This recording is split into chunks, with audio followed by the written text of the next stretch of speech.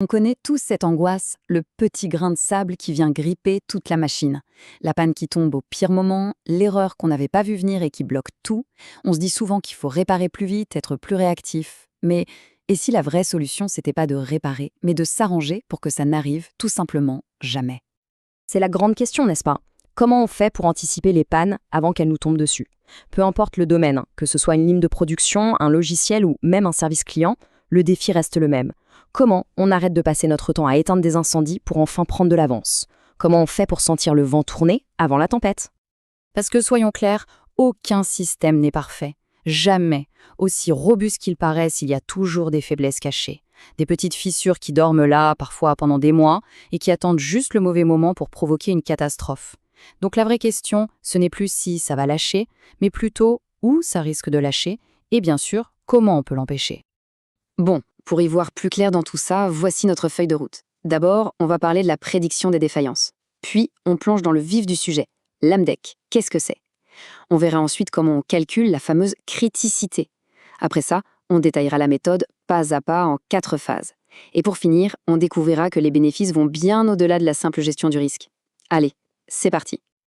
Alors, commençons par le début, la prédiction des défaillances. Tout part de là, d'un changement de mentalité. Le réflexe qu'on a tous, c'est le mode pompier. On attend que le feu se déclare pour se ruer dessus avec un seau d'eau. Le problème, c'est que cette approche est épuisante et elle coûte une fortune en temps, en argent, en stress.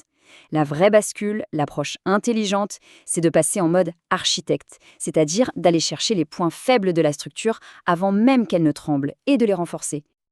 Ok, mais comment on devient architecte plutôt que pompier? Eh bien, on ne peut pas le faire au feeling. Ça demande une méthode, un cadre, et cette méthode rigoureuse et éprouvée, ça s'appelle l'AMDEC. Alors, l'AMDEC, qu'est-ce que c'est? C'est une méthodologie, une sorte de guide qui est 100% préventive. L'idée, c'est vraiment de mettre un processus ou un produit sur la table d'opération, de le disséquer pour identifier toutes les manières dont il pourrait échouer, de comprendre ce que ça impliquerait et surtout d'agir avant que le problème n'arrive jusqu'au client. AMDC, ça peut sonner un peu barbare comme ça, mais en fait, chaque lettre veut dire quelque chose de très simple. C'est l'analyse des modes de défaillance, de leurs effets et de leur criticité. En gros, on analyse les façons dont ça peut planter, on regarde les conséquences que ça aurait et on évalue à quel point c'est grave. C'est tout. Et c'est là qu'on touche au cœur du réacteur de l'AMDEC. Parce que lister des risques, c'est bien, mais savoir par lequel commencer, c'est mieux. L'AMDEC va nous donner une manière objective de les classer. Et ça passe par cette formule toute simple, criticité égale F fois G fois D. La criticité, c'est notre score de danger. Et pour l'obtenir, on va noter 3 choses. La fréquence à laquelle le problème risque d'arriver, sa gravité s'il arrive, et notre capacité à le détecter avant qu'il ne fasse des dégâts. En multipliant les 3, on obtient un chiffre qui nous dit, sans discussion possible, où est l'urgence. Prenons le premier critère, la fréquence.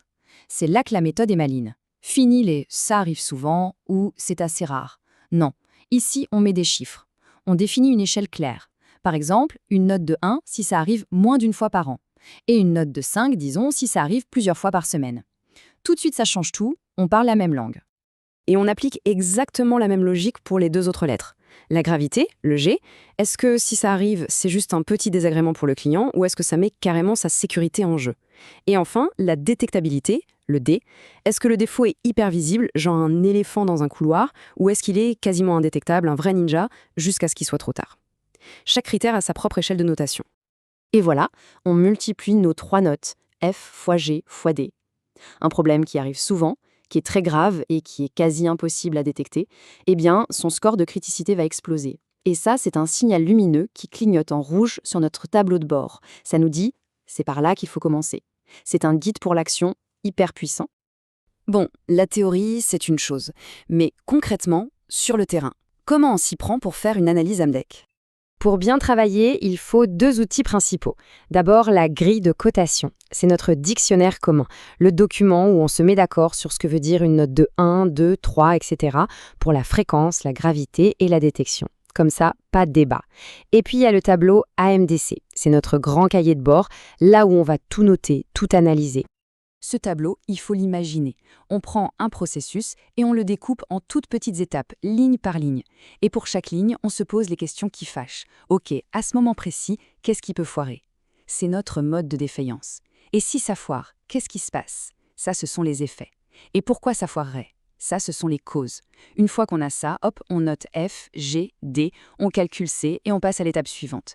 C'est un travail de fourmi, hyper méthodique, mais à la fin, on a une cartographie des risques d'une clarté incroyable. Et tout ça s'organise en 4 grandes étapes. D'abord, la préparation. On choisit le sujet, on monte une équipe avec les bonnes personnes et on rassemble les données. Ensuite, la phase d'analyse. C'est le cœur du réacteur, le moment où, tous ensemble, on remplit ce fameux tableau. Troisième étape, l'élaboration. On regarde les scores de criticité les plus élevés et on se demande, OK, qu'est-ce qu'on fait pour faire baisser ce score? On bâtit un plan d'action. Et enfin, la mise en œuvre. On lance les actions et surtout, on vérifie que ça marche. Et ce n'est jamais vraiment fini, c'est une boucle. On peut toujours améliorer. Alors, on pourrait croire que l'AMDEX c'est juste un truc de technicien pour éviter les pannes. Mais en réalité, ces effets positifs vont bien au-delà. Et c'est là que ça devient vraiment intéressant. L'AMD, c'est au fond, c'est un prétexte pour obliger les gens à se parler. Ça met autour de la même table des personnes de la production, de la qualité, de la maintenance, des équipes qui, d'habitude, travaillent chacun dans leur coin. Ça fait tomber les murs. Et surtout, et ça c'est peut-être le plus précieux, ça permet de formaliser le savoir, l'expérience des plus anciens, leur intuition, leur nez. Tout ça, au lieu de s'évaporer le jour de leur départ à la retraite, se retrouve couché sur le papier, transformé en un capital pour toute l'entreprise. Cette citation le dit très bien. On ne sort pas d'une AMDC juste avec une liste de choses à faire. On en sort avec une véritable formalisation des savoirs.